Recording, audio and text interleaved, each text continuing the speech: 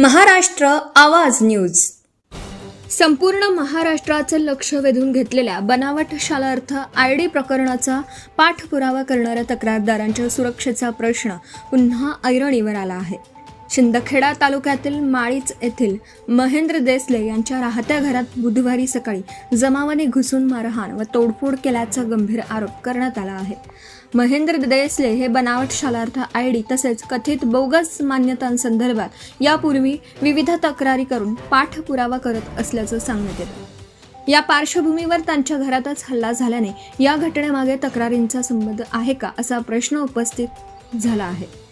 या घटनेत महेंद्र देसले यांच्यासह त्यांची पत्नी, दोनही मुले आणि दोनही पुतण्यांनाही मारहाण झाल्याचा आरोप आहे.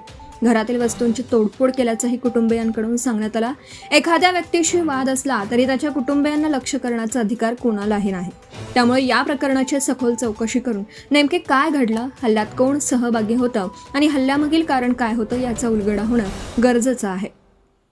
महेंद्र देसले यांनी या हल्ल्यामागे लोटन देविदास देसले, LD देसले यांचा हात असल्याचा आरोप केला आहे.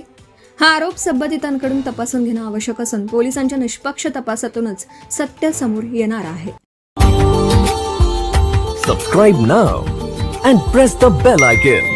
Never miss an update.